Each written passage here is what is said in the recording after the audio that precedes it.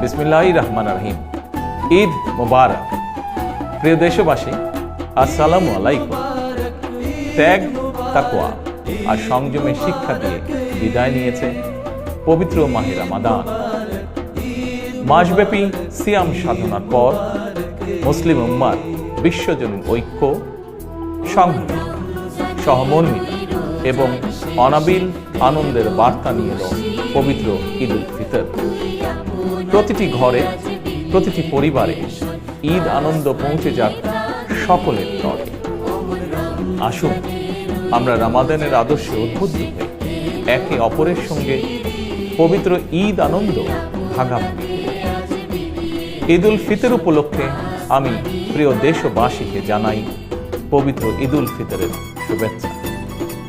বাংলাদেশ সহ বিশ্ব মুসলিম উম্মার প্রতি জানাই আন্তরিক অভিনন্দন ও মোবারকবাদ।